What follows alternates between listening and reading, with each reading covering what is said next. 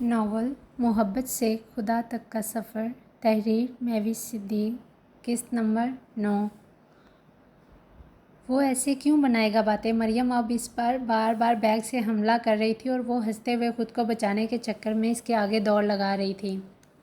वो दोनों बहनें आगे पीछे भागते इस वक्त पूरे लॉन में चक्कर लगा चुकी थी। तमाम स्टूडेंट इस वक्त जा चुके थे, वरना पूरे कॉलेज के सामने मरियम को इसकी पिटाई करते देखकर ज़रार को और भी ज़्यादा सुकून मिलता।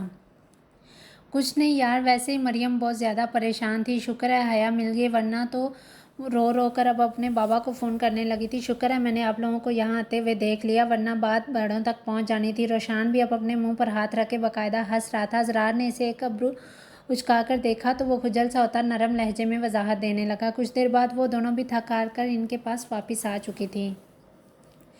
मरियम ने तो ज़रार का बाकायदा दिल से शुक्रिया अदा किया, मगर हया को इसे देखकर फिर नए सिरे से तप चढ़ चुकी थी।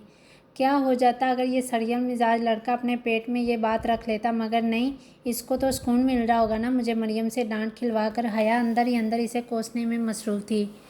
वो अच्छे से जानती थी अब इसे सारे रास्ते मरियम को मनाना होगा ताकि वो घर वापस जाकर ये बात किसी को ना बताए, वरना रिफ़त बेगम के हाथों इसकी शामत तो पक्की थी। चलो यार चलते हैं, आज फजूल में इतना टाइम वेस्ट हो गया, कल का टेस्ट भी अभी प्रिपेयर करना है। हया को खुद को घूरता पाकर ज़रार ने साथ खड़े रोशान को मसरूफ़ अंदाज में मुहातब किया। वो अभी ये कहकर वहाँ से जाने ही लगे थे कि हया की कटीली आवाज़ ने ज़रार के बढ़ते कदमों को फिर से रोक दिया। जो लाइक स्टूडेंट होते हैं ना, उनको टेस्ट की इतनी फ़िक्र नहीं होती, उन्होंने सारा सिलेबस साथ साथ ही कवर किया होता है ना मरियम। वो सुना तो ज़रार को ही रही थी, मगर देख मरियम को रही थी। इस बात का अंदाज़ा वहाँ खड़े तमाम नफूस को बखूबी हो चुका था। नॉट अगेन यार, प्लीज़ चलो यहाँ से। ज़रार फ़ौरन वापस मुड़कर इसे कोई सख्त जवाब देना चाहता था, मगर रोशान ज़बरदस्ती इसे अपने साथ लिए वहाँ से चला गया। हया सुधर जाओ तुम, मरियम ने इसे एक और धमोका जड़ा, जिस पर वो हंसते हुए अपना बाजू सहलाने लगे। कुछ ही देर बाद वो दोनों भी पार्किंग लॉट में आ गईं, क्योंकि उनका ड्राइवर वहीं खड़ा इनके वापस आने का इंतज़ार कर रहा था। शाहजेब, तुमने इस इब्राहिम को कहीं भी मुंह दिखाने के लायक नहीं छोड़ा। शाहजेब के ऑफिस में बैठा फरहाद कोक के सिप लेता मज़े से गोया हुआ था। हाँ हाँ यार, शाहजेब से पंगा लेना इस इब्राहिम अफंदी को काफ़ी महंगा पड़ गया। शाहजेब ने नुक्कत से हंसते हुए जवाब दिया। मैंने तो सुना यार घर में ही छुप कर रह गया, कहीं आता जाता भी नहीं है। फरहाद ने खबासत भरी निगाहों समेत इसकी खबर में मज़ीद इजाफा किया। अच्छा, फिर तो मेरा तीर सही निशाने पर लगा है। शाहजेब का अंदाज़ इस्तेहज़ाइया लग रहा था। लॉस तो अब उसकी कंपनी में जा रही है, कोई नए कॉन्ट्रैक्ट भी साइन नहीं कर रहा। हाँ, अलबत्ता सुना इसका कोई भांजा इसकी डूबती कंपनी को बचाने की पूरी कोशिश कर रहा है। फरहाद जाना माना न्यूज़ एंकर होने की वजह से सारी खबरें अपने इलम में रखता था, इसीलिए शाहजेब को ये बहुत ज़्यादा पसंद था। अगर वो इब्राहिम उस दिन मेरी बात मान लेता तो आज इसे इतनी ज़िल्लत न सहनी पड़ती। तब इसने अकड़ से काम लिया, अब देखो कैसे इसकी अकड़ एक ही पल में टूट कर रह गई है। शाहजेब की बात पर फरहाद बेसाता कहका लगाकर हंस दिया। अच्छा, फिर मैं चलता हूँ, मेरे शो का टाइम हो रहा। कुछ ही देर बाद फरहाद अब इससे मुसाफा करते ऑफिस से बाहर निकल गया। रिवॉल्विंग चेयर को घुमाते शाहजेब के जहन के पर्दे पर फ़ौरन अपनी और इब्राहिम साहब की मुलाकात अक्स बनकर छाने लगी। अस्सलाम वालेकुम इब्राहिम साहब, कैसे हैं आप। शाहजेब इब्राहिम साहब के ऑफ़िस में दाखिल हुआ तो बड़े प्यार से मुहातब हुआ। वालेकुम अस्सलाम, मैं तो ठीक हूँ शाहजेब साहब, माजरत के साथ मैंने आपको पहचाना नहीं। शाहजेब को देखते हुए इब्राहिम साहब ने काफ़ी देर तक पहचानने की सही की, मगर पहचान ना सके तो बिलाखिर इनसे ही पूछ लिया। हम पहले कभी मिले ही नहीं थे तो आप पहचानेंगे कैसे। शाहजेब बेहमगम अंदाज में कहका लगाकर हंस दिया। पहली मुलाकात में इतनी फ्रैंकनेस, इब्राहिम साहब को ये शख्स कुछ अजीब सा लगा। जी, तो किस सिलसिले में मिलना चाहते हैं आप मुझसे। इब्राहिम साहब ने फ़ौरन मुद्दे की बात की। एक्चुअली मुझे अपनी एक सोसाइटी बनानी है। शाहजेब ने बात का आगाज़ किया। इब्राहिम साहब इसे बगौर देखने लगे। जी जी बताएं, मैं सुन रहा हूँ। आपको डिज़ाइन चाहिए तो अब हमारी कंपनी में एक से बढ़कर एक इंजीनियर्स हैं, बहुत अच्छे से डिज़ाइन करके देंगे आपको। इब्राहिम साहब ने इन्हें इनकी बात पर गाइड करना चाहा। नहीं, वो मुझे एक काम करवाना था, वो भी सिर्फ आपसे। इब्राहिम साहब के अजहद संजीदा तासरात को देखते शाहजेब साहब ने भी बिला तमहीद बात का आगाज़ किया। अगर आप स्पेशली मुझसे ही डिज़ाइन करवाना चाहते हैं तो कोई बात नहीं, मैं आपको खुद डिज़ाइन कर दूंगा। हर चीज़ मैं अपने अंडर करवाऊंगा, आप बिल्कुल मुतमईन रहें। इब्राहिम साहब ने पेशावराना अंदाज में बात करते हुए इनको तसल्ली देना चाहिए। शाहजेब साहब, हमारी कंस्ट्रक्शन कंपनी चलती ही लोगों के ट्रस्ट पर है। जो घर हम बनाते हैं या फिर डिज़ाइन करते हैं, अल्हम्दुलिल्लाह लोगों को बहुत पसंद आते हैं। इब्राहिम साहब ने तशक्कुर-ओ-मेज़ लहजे में इन्हें अपने काम के मुतल्लिक़ मालूमात फ़राहम की। जी जी बिल्कुल, यही नाम ही तो चाहिए आपका। शाहज़ेब साहब ने किसी उलझी हुई पहेली के से अंदाज़ में बात की। मतलब? इब्राहिम साहब ने इन्हें नासमझी से देखा। ठीक है इब्राहिम साहब, मैं सीधी बात करता हूँ। शाहज़ेब साहब कुर्सी पर सीधे होकर बैठ गए और स्याह बैग में मौजूद अपनी एक फ़ाइल निकालकर सामने मेज़ पर रख दी। जी मैं कब से आपको यही तो कह रहा हूँ, सीधी बात करें। इब्राहिम साहब के लहजे में अब थोड़ा सख्ती का अंसर शामिल था। इन्हें यह शख्स हरगिज़ पसंद नहीं आ रहा था। एक्चुअली मैं अपनी सोसाइटी अपने तर्ज पर बनवाना चाहता हूँ, लेकिन थोड़े कम पैसे लगाकर। लेकिन मुझे सिर्फ टीवी पर ये इश्तहार देना है कि हमारी सोसाइटी आपकी कंपनी ने डिज़ाइन की और बनाई भी आप लोगों ने ही है। शाहज़ेब साहब ने अपनी शातिराना सोच इब्राहिम साहब पर आयां की। उनके मकाराना रवैये पर इब्राहिम साहब का चेहरा फ़ौरन मुतगय्यर हो गया। अगले ही पल वो गुस्से की हालत में कुर्सी से उठ बैठे। माफ़ कीजिएगा शाहज़ेब साहब, मैं ऐसा इंसान हरगिज़ नहीं हूँ जो चंद पैसों के लिए अपना नाम ख़राब करेगा। मुझे पैसों का कोई लालच नहीं, मेरे पास अल्लाह का दिया हुआ सब कुछ है। और अगर बिलफ़र्ज़ मेरे पास कुछ ना भी होता तो भी मेरी इज़्ज़त ही मेरे जीने के लिए काफ़ी होती। अब आप यहाँ से जा सकते हैं। इब्राहिम साहब ने सुर्ख आतिशी निगाहों समेत घूरते हुए दो टोक लहजे में इन्हें ऑफिस से बाहर जाने का कहा।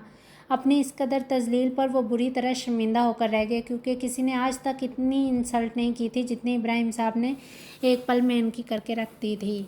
देखिए हम बैठ कर बात कर सकते हैं, अगर आपकी डिमांड ज़्यादा हुई तो हम वो भी अरेंज कर सकते हैं। शाहज़ेब साहब ने इब्राहिम साहब को मनाने की आखिरी कोशिश की। नहीं, मुझे आपके पैसों की ज़रूरत नहीं है। मैं आपको पहले ही बता चुका हूँ। मेरा मज़ीद इम्तिहान मत लें कि मैं आपको यहाँ से धक्के देकर निकलवाने पर मजबूर हो जाऊँ। इब्राहिम साहब ने गुस्से से मुठ्ठियाँ भींचते ज़ब्त का अमली मुज़ाहरा किया, वरना इन्हें उनकी धोखाधड़ी वाली बात पर शदीद गुस्सा आ गया था। देखें इब्राहिम साहब, आपको करना तो कुछ भी नहीं है, सिर्फ आपका नाम ही तो चाहिए। उसके लिए आप जितनी मर्ज़ी रकम ले लें, मैं देने के लिए तैयार हूँ। आपको कहना सिर्फ यह है कि आपने ये सोसाइटी बनाई और मुझे बस आपका लेबल चाहिए। शाहज़ेब साहब ने इन्हें लालच देकर फिर से वर्गलाना चाहा, मगर इनकी अगली हरकत पर वो खुद भी साकत होकर रह गए।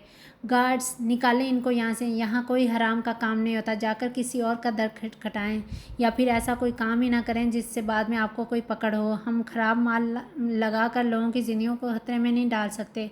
इब्राहिम साहब ने गार्ड्स को बुला लिया था और आखिरी बार इन्हें समझाने की कोशिश की। गार्ड के सामने की गई अपनी बेइज्जती वो आज तक नहीं भूले थे, इसलिए उन्होंने वहाँ से निकलते ही दिल में इब्राहिम साहब से बदला लेने का फ़ैसला कर लिया था।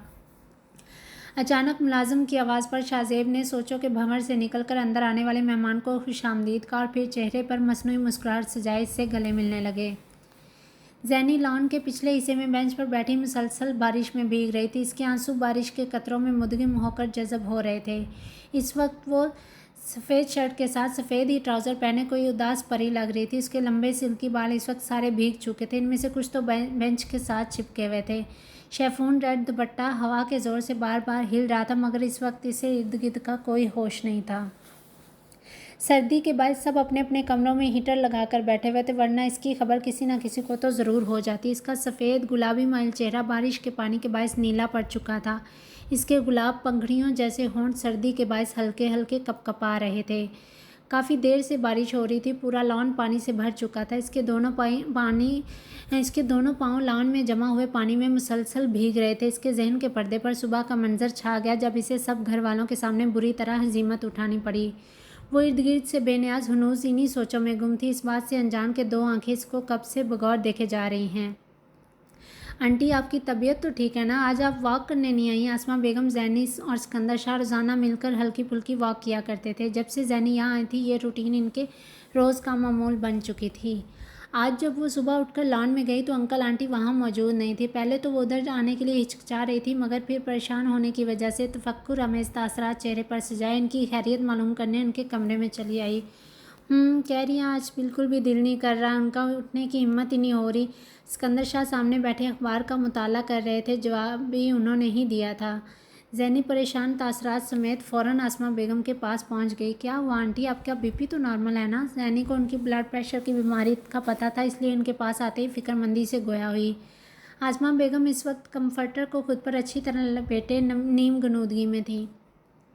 कुछ नहीं ज़ैनी बेटे, आप परेशान ना हो, अभी थोड़ी देर तक ठीक हो जाऊंगी। आसमा बेगम ने ज़ैनब के परेशान चेहरे को देखा तो इसके गाल पर हाथ रखे नरम लहजे में तसल्ली दी। उनकी आंखें निकाहत के बाइस बंद हो रही थीं। अंकल, आपने डॉक्टर को फ़ोन नहीं किया? ज़ैनी ने अब सिकंदर शाह को मुखातब किया, जो अब इन दोनों को बात करते देख अखबार से सर उठाए इन्हें ही बगौर देख रहे थे। मैं तो करने लगा था, इन्होंने ही मना कर दिया, बस यही कहे जा रही हैं तब से। मैं ठीक हूँ, अभी उठ जाऊँगी। सिकंदर शाह ने वजाहत दी और ख़ुद भी उठकर बेड के पास आकर खड़े हो गए। अंकल, इधर बीपी मॉनिटर है तो मुझे बता दें, मैं तब तक आंटी का बीपी चेक कर लेती हूँ और शुगर लेवल भी चेक कर लेती हूँ। आखिर क्या मसला है, क्यों तबीयत इतनी ख़राब हो रही है? ज़ैनी सिकंदर शाह से मॉनिटर का पूछती अब आसमा बेगम का चेकअप करने लगी, क्योंकि ज़ैनी को बिल्कुल भी ठीक नहीं लग रही थी। इसने सबसे पहले थर्मामीटर से इनका टेम्परेचर चेक किया, इसके बाद बीपी शुगर लेवल चेक करने के बाद इसकी आंखें परेशानी के मारे मज़ीद खुल गई थी। अंकल, आप डॉक्टर को जल्दी फ़ोन करें, मैं तब तक आंटी को इमरजेंसी डोज दे देती हूँ। ज़ैनी ने घबराते हुए सिकंदर शाह को मुखातब किया, क्योंकि अब आसमा बेगम धीरे धीरे अपना होश खो रही थी। उनकी आंखें साकत पड़ रही थीं। सिकंदर शाह घबराए तासरात समेत फ़ौरन डॉक्टर को फ़ोन करने लगे थे। इसी असना में अजलान, जो इस वक्त जिम खाने से मामूल की एक्सरसाइज करके इधर कॉरिडोर ही से गुजर रहा था, अचानक गैर मामूली शोर की आवाज़ सुनते तेज़ कदमों से भागते कमरे के अंदर आ गया। इतने में अफान भाई, आलियान और आयशा भाभी भी इधर आ चुके थे, क्योंकि सिकंदर शाह ने इन सबको भी फ़ोन कर दिया था। ज़ैनी ने तेज़ी से इंसुलिन लगाने के बाद अब कोई इंजेक्शन लगा रही थी, जब ही इसे अपने ताक़ुब से अजलान की सख्त आवाज़ अपनी समातों में सुनाई दी। वो डर कर एकदम पीछे हो गई, मगर फिर जल्दी से खुद के असाब पर काबू पाया। अजलान को जवाब दिए बिना इन्हें वही इंजेक्शन लगाने लगी। आपका दिमाग ख़राब है, क्या कर रही हैं आप? ये कौन सी इंजेक्शन दिए जा रही हैं मेरी मामा को? अगर मेरी मामा को कुछ भी हुआ ना तो मैं अपने हाथों से आपकी जान ले लूँगा, समझिए आप? अजलान आसमा बेगम की हालत देखकर तपे हुए लहजे में बोल रहा था। इसने आज सबके सामने मौजूद होने का भी लिहाज नहीं किया था। वो मुझे पता है इस बारे में, बस इसीलिए। ज़ैनी ने धीमे लहजे में इसे वजाहत दी, मगर अजलान ने इसकी बात मुकम्मल होने से पहले ही बीच में काट दी। चुप रहें आप, अभी डॉक्टर को आने दे, फिर मैं आपसे बाद में बात करता हूँ। अजलान ने इसे सख्त निगाहों से घूरते हुए बाकायदा इंग्लिश शहादत उठाए खामोश रहने का इशारा किया। अजलान भाई, प्लीज़ संभालें खुद को। आयशा भाभी ने ज़ैनी की आंखों में तेज़ी से बहते आंसू देख लिए थे, इसलिए बोले बिना रह न सकी। सिकंदर शाह भी कुछ कहना चाहते थे, मगर आसमा बेगम की ख़राब तबीयत की वजह से खामोश हो गए, वरना इन्हें इस वक्त अजलान पर शदीद गुस्सा आ रहा था। अफ़ान और आलियान भाई भी परेशान तासरात समेत बेड के अतराफ़ में चक्कर लगा रहे थे। तभी मुलाजम डॉक्टर को अपने साथ लिए कमरे के अंदर आ गया। डॉक्टर ने किसी को मुखातब किए बगैर जल्दी से आसमा बेगम का चेकअप किया। अजलान ने जल्दी से आगे बढ़ते एहतियातन उन डोजेज़ का भी बता दिया जो ज़ैनी इन्हें दे चुकी थी, ताकि डॉक्टर उन्हें इसी हिसाब से ट्रीट करे। अजलान के चेहरे पर इस कदर सख्त तासरात ज़ैनी ने आज तक नहीं देखे थे। डॉक्टर के आने के बाद से ज़ैनब अब अपना सर झुकाए एक साइड पर मुजरमों की तरह दीवार के साथ लगी खड़ी हुई थी कि अचानक डॉक्टर की आवाज़ पर इसने अपना झुका सर ऊपर उठा लिया। आपने बहुत अक्लमंदी से काम लिया और इन्हें ये इमरजेंसी डोज जल्दी से दे दी, वरना आंटी का बीपी और शुगर लेवल बहुत ज़्यादा हाई था। ये इनकी लाइफ को भी रिस्क में डाल सकता था। इंशाल्लाह वो अभी कुछ ही देर में नॉर्मल हो जाएंगी। डॉक्टर ने कंप्लीट चेकअप के बाद अजलान के सामने अपना तजिया पेश किया। अब शर्मिंदा होने की बारी अजलान की थी। वो अपना झुका सर ऊपर तक नहीं उठा पा रहा था। ज़ैनी का दिल ये सुनकर थोड़ा पुरस्कून हुआ, वरना वो कब से बहुत ज़्यादा परेशान खड़ी थी। ज़ैनब नफ्सियात की पढ़ाई कर रही थी, इनके शोबे में ये सब भी साथ साथ सिखाया जाता था, मगर इसने ज़िंदगी में पहली दफ़ा यूँ किसी पर अप्लाई किया था, क्योंकि आज तक इसे किसी ऐसी इमरजेंसी सूरत हाल का सामना ही नहीं करना पड़ा था। अफ़ान भाई और आलियान ने ज़ैनब के सर पर प्यार देकर खुलूसे दिल से थैंक यू कहा। डॉक्टर ने एक पर्ची पर मेडिसिन लिख दी और साथ में इनका बहुत सारा ख्याल रखने की ताकीद करते वहाँ से चला गया। सिकंदर शाह गुस्सीली निगाहों समेत अजलान को ही घूर रहे थे, जबकि ज़ैनी डॉक्टर के जाने के बाद फ़ौरन कमरे से बाहर चली गई थी। उसकी इस कदर तजलील, वो भी सबके सामने, ये सोचकर ही इसकी आंखों से आंसू जारी हो गए थे। डॉक्टर ने आसमा बेगम को मुकम्मल बेड रेस्ट करने का कहा था, इसलिए सब इनके आराम की गर्ज से कमरे से बाहर आ गए। सबसे आखिर में अजलान भी बाहर जाने लगा तो सिकंदर शाह की तेज़ आवाज़ ने इसके बढ़ते कदमों को फ़ौरन ब्रेक लगा दी। आइंदा कुछ भी बोलने से पहले सोच लेना अजलान शाह, वो लड़की सिर्फ तुम्हारी बीवी ही नहीं मेरी बहू भी है। अजलान सिकंदर शाह के हद दर्जा गुस्सीले लहजे पर इन्हें यकटुक निगाहों से देखने लगा, मगर फिर बिना कुछ कहे वापस अपने कमरे में आ गया। ज़ैनी इस वक्त कमरे में मौजूद नहीं थी, इसलिए वो अपना ड्रेस निकालकर अपने शूज़ उतारने लगा जो इसने जॉगिंग के दौरान पहन रखे थे। ज़ैनी ने आयशा भाभी को मुलाजमा के हाथ पैगाम भिजवा दिया था कि इसे भूख नहीं है तो वो अपने कमरे में आराम कर रही है, इसलिए आयशा भाभी ने इसे डिस्टर्ब करना ज़रूरी ना समझा। आज इतवार का दिन था। सब लोग घर में मौजूद थे, मगर सुबह की टेंशन की वजह से सब अपने अपने कमरे में परेशान अंदाज में लेटे हुए थे। अजलान आज कमरे में ही था, इसलिए जैनी इधर से उधर फिर रही थी। वो सुबह से वापस कमरे में ही नहीं गई थी। अजलान अपने कमरे की विंडो से अभी तक जैनी को बाहर लॉन में ही बैठे देखकर बाहर आने ही लगा था कि इसे दाखिली दरवाजे से अंदर आता ज़मान दिखाई दिया। वो इसे सीधा ड्राइंग रूम में ले आया। वो दोनों इन हमाक से किसी स्क्रिप्ट पर काम कर रहे थे, जब ही अचानक ज़मान के बारिश के मौसम के तबसरे पर इसने खिड़की से पर्दा हटाकर देखा तो जैनी इतने ख़राब मौसम में हनूज उसी पोजीशन में बाहर बेंच पर बैठी हुई थी। इसके माथे पर फ़ौरन परेशानी की लकीरें नमूदार होना शुरू हो गई थी। इसने गहरा सांस भरते हल्की हल्की बड़ी हुई शेव पर अपना बायां हाथ फेरा और फिर ज़मान को काम करने का कहते अपने कदम बाहर लॉन की तरफ बढ़ा दिए। जैनी सुबह के वाक़े को लेकर तब से परेशान अंदाज में इधर ही बैठी थी कि अचानक बारिश की बूंदों को अपने चेहरे पर ज़ोर से बरसते देख इसे अचानक अपना और वलीद का बारिश में भीगना याद आ गया। इस मंज़र को याद करते इसके चेहरे पर बेसाख्ता धीमी मुस्कान अंदर आई। वली वली उठो ना प्लीज़, भाई बहुत तेज़ बारिश हो रही है, आ जाओ भाई लॉन में चलते हैं। वली बिस्तर में लिपटा गहरी नींद सो रहा था, जब ये अचानक अपने कान के करीब जैनी की तेज़ आवाज़ सुनते बेजार लहजे में गोया होने लगा। जाओ यार जैनी, तंग मत करो, मुझे बहुत नींद आ रही है। वली ने इसे अपने हाथ से बाकायदा पीछे किया और ख़ुद मज़ीद कम्फर्टर अपने ऊपर ओढ़ते हुए इस बार अपना सर भी छुपा लिया। वली उठो, तुम्हें पता है मुझे बारिश कितनी ज़्यादा पसंद है, चलो ना बारिश में एंजॉय करते हैं। जैनी काफ़ी पुरजोश लग रही थी। अब वो तेज़ लहजे में बोलती इसका कम्फर्टर अपने हाथों से उतारने लगी। यार मैं नहीं आ रहा, तुम जाओ खुद ही एंजॉय करो, मेरा बारिश में भीगने का बिल्कुल भी दिल नहीं चाह रहा।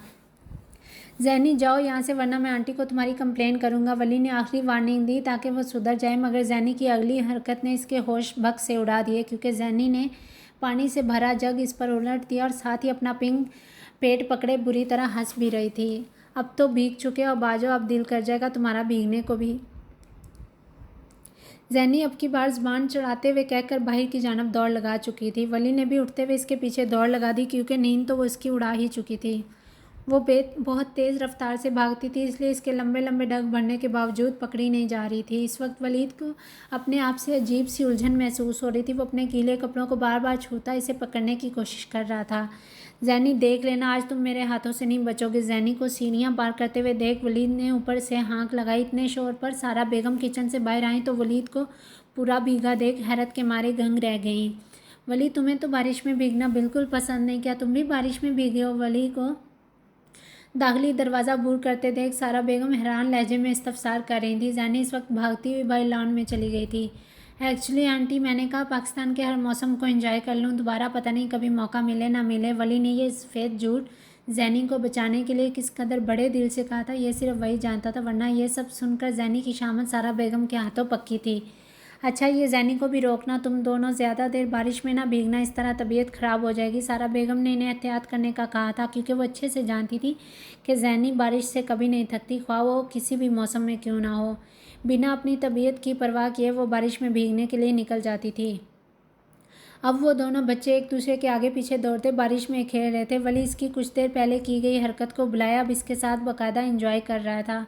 इस खूबसूरत मंजर को सोचते जैनी के लबों पर बेसाख्ता आसूदा मुस्कुराहट ने जगह ले ली। तभी इसे अपने बहुत करीब से अजलान की बारोब आवाज़ ने बुरी तरह चौंकने पर मजबूर कर दिया। वो हैरत से सर को पीछे घुमाए अजलान को देखने लगी, जो इस वक्त सर पर छतरी लिए खड़ा इसे बगौर देख रहा था। क्या आपकी कोई भी हरकत नॉर्मल लोगों वाली है? क्यों अपने हर काम से मुझे गुस्सा दिलाती रहती हैं आप? अजलान अब इसको तीखी नज़रों से देख रहा था। जवाबन जैनी ने कहा तो कुछ भी नहीं था, मगर फ़ौरन अपना चेहरा नीचे झुकाए बारिश में भीगते अपने सफ़ेद दोदिया पाँव को साकत निगाहों से देखने लगी। अजलान को इस वक्त जैनी पर शदीद गुस्सा आ रहा था, क्योंकि वो सुबह वाले वाक़े के बाद गुस्से में आकर कमरे में जाने की बजाय तब से मुसलसल यहाँ बारिश में बैठी अपनी तबीयत की भी फ़िक्र नहीं कर रही थी। हालांकि इसका वजूद सर्दी के बायस बाकायदा कपकपा रहा था, जिसे वो अजलान के सामने कंट्रोल करने की नाकाम कोशिश कर रही थी। अचानक हवा के दबाव से अजलान के हाथ में मौजूद छतरी दूर जाकर गिर गई। नतीजतन अब वो खुद भी बारिश में पूरी तरह भीग रहा था। उठें, जल्दी चलें यहाँ से। अजलान को इसका उठने का कोई इरादा नहीं लग रहा था, इसलिए इसका बाजू अपने हाथों की मजबूत गिरफ्त से थामे से अपने सामने खड़ा कर दिया। जैनी की आंखों में अब बाकायदा आंसू बह रहे थे। अजलान इन बारिश के कतरों में भी इसके आंसुओं में बासानी फ़र्क कर सकता था। जो इन्होंने मेरे साथ किया इसके बराबर तो ये कुछ भी नहीं है। जैनी को इस हालत में देखकर इसे एकदम शर्मिंदगी ने आन घेरा, मगर फिर जल्द ही इसकी शर्मिंदगी की जगह अना और गुस्से ने ले ली। इसके दिमाग ने खुद ही अपनी सोच की नफ़ी कर दी। अजलान इसे एक नज़र देखने के बाद इसके खूबसूरत सरापे से निगाहें चुराए अतराफ़ में कनखियों से देख रहा था। ज़ैनी अजलान की निगाहों से कंफ्यूज होती अपना गीला दुपट्टा अपने ऊपर सही से ओढ़ने की कोशिश कर रही थी, मगर वो पूरा भीगा होने के बायस खुल नहीं रहा था। अजलान ने इसकी घबराहट को महसूस करते गहरा सांस भरा, फिर अपनी नेवी ब्लू जैकेट इसके शाने पर नरमी से रख दी और अब इसका हाथ पकड़े बाकायदा इसे अंदर ले जाने लगा था। ज़ैनी कनखियों से इसे देखते हुए मकांकी अंदाज में इसके साथ साथ चलती। अजलान की इस मेहरबानी पर वो इसे हैरत भरी निगाहों से तकती, इसके साथ धीमे कदमों से चलते मसलसल आगे बढ़ रही थी। अब इसने दूसरे हाथ के जरिए खुद को इस जैकेट से अच्छे से कवर कर लिया था। जब वो दाखिली दरवाजे की तरफ बढ़ने लगा तो ज़ैनी ने इसके हाथ पर अपने हाथ की गिरफ्त मजबूत कर दी।